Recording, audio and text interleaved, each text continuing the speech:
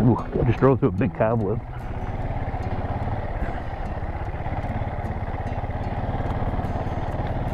I wish I could turn the lights off, because that's the only thing people would see if you're riding through the woods behind their house is the light. Yeah, that's someone's house. I don't want to drive up there because there's people standing. There's a guy out cutting the yard there. Because the only thing people would see, because they don't hear you, they'd see the headlight. I should put a switch on here where you can turn the headlight off. Because on this thing you can't turn the headlight off. It's not, when you turn the key on, the headlight comes on. Which I guess they do it for safety, but if you're being a hooligan, you don't really want it where people can see your headlight. Because you see a headlight going through the woods, it sticks out. Let's climb this hill here.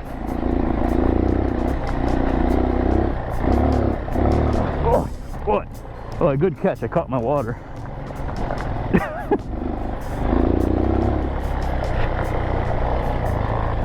Oh, that was picker bushes. How come every bush you run into that's across the trail is a picker bush? Man, Tennessee, everything's pokey, like stuff. It's all kinds. There's poison ivy, poison oak, pickers.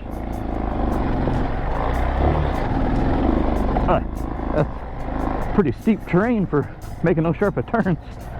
It probably does. It probably looks flat on the GoPro, but this is all mountainous terrain in here. Ugh.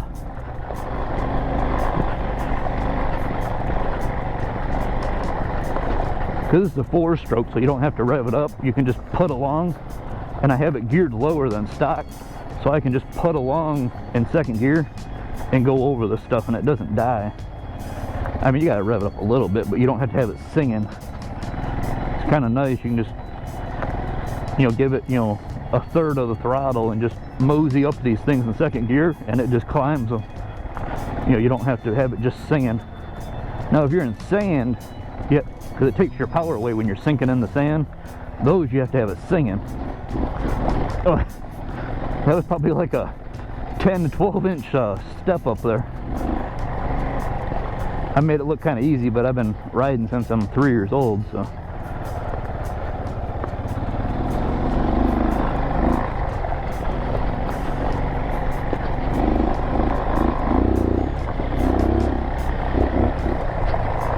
Yeah, for any of the Yamaha fans out there, my first 4-wheeler was a Yamaha Zinger 60. It was a 1986.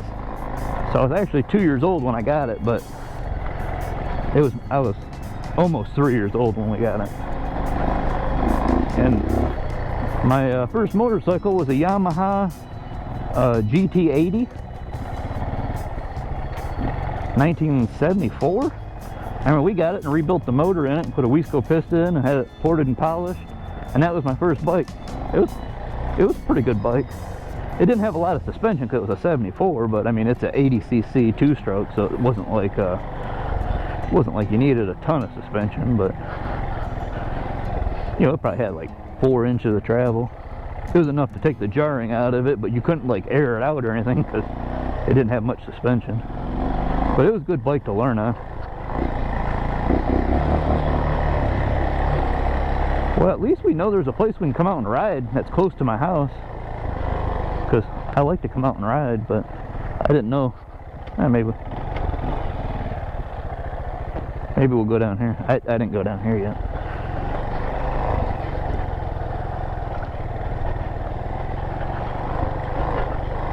And I haven't seen anybody out here, so I mean, I can see people have gone down the trail recently, but I haven't seen anybody out here, so it's always nice to go down these trails when there's nobody else around. You don't have to worry about other people running into you. Oh, that was a big log. That log was probably 7 inches around. I just jumped over.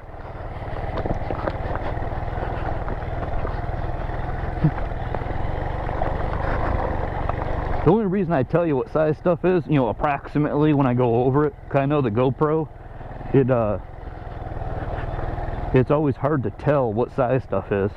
Like, you come up to a big hill, and you're like, oh man, that's a huge hill, and I have trouble climbing it and everything. Then I'll watch the GoPro and it looks like I'm on like a barely an incline, and you're on a big hill the bike can hardly climb. It's like, it's kind of weird. The GoPro's deceiving. Like, I've had it where you look over the edge of a mountain and it just looks like a regular little hill. It doesn't look like anything, and it's a mountain. You know, it's like if you drove down it, it'd take a mile to go down it. It's kind of weird how the GoPro is very deceiving. I've seen like it. I've driven over logs where you jump the log and it hits the frame of the bike, so you know it's probably like a 11-12 inch log. You know, it's a huge log you're going over where it's hitting the frame and stuff. And you'll watch the GoPro and it looks like you're going over probably like a 5 to 6 inch, you know, stick. You know, like no big deal, you know. That's what it looks like. See, I'm so steep, I'm sliding front and back tires, which the front tire I'm sort of pumping so it doesn't lock up on me because this is all rocks. But this is steep. So I can't even stop. It's so steep and rocky.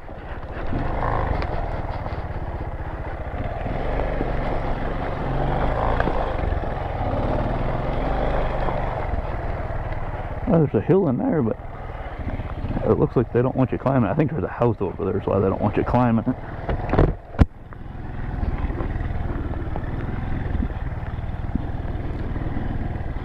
We'll be a little quiet here because I saw no trespassing signs back there, but I didn't know if that just meant they didn't want you on the trail or if they don't want you in their yard. I don't know, but because there's state land, but I don't know where the state land stops and the private property starts.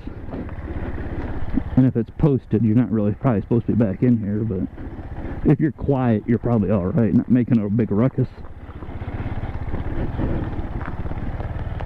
Hopefully, anyways.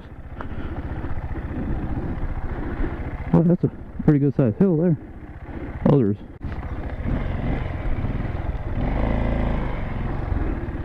Yeah, it looks like you can go over there, but I don't know where it goes.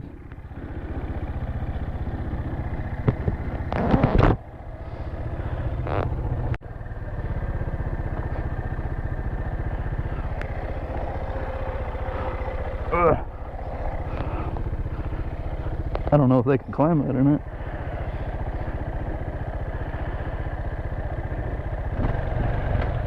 I guess he's going to try and climb it. Oh, it says Utah on his license plate. He's come a long ways if he's from Utah. I guess we'll get out of here.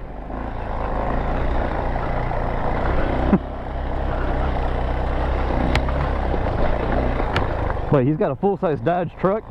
I would not want to take a full-size truck through here. This is a pretty narrow trail.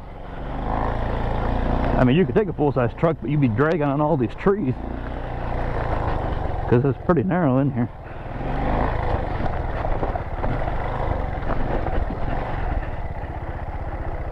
Well, I don't know which is the better way to climb that.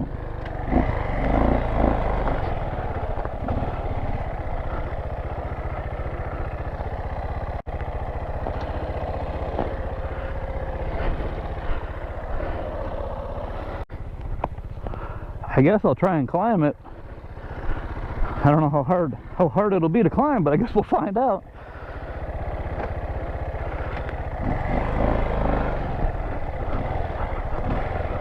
Hopefully that guy's not right here with his truck.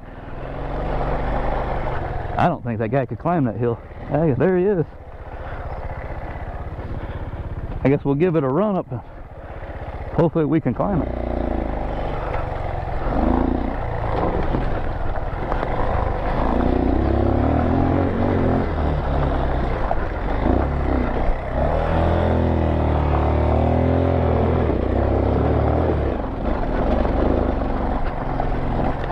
Yeah, that's not the way I wanted to climb that, but I came to those big roots, and I got 25 pounds of air in these tires. I didn't want to slam into those roots wide open.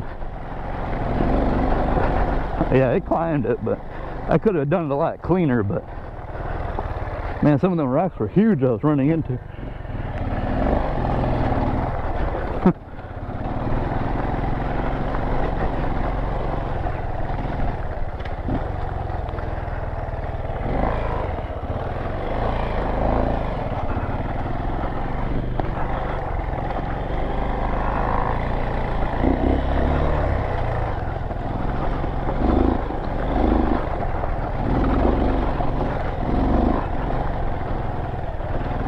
Yeah, I could have done a little better job climbing that hill, but first time back in here and I'm not really used to this rocky terrain.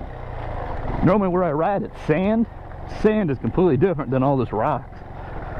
This rocks are, I mean, they're loose and slippery, and it's on clay. It's kind of muddy in here, so I mean it's really slick. Like sand, when you ride on sand, it's not really slick. You just sink into it, which I mean is annoying, but I mean it's not.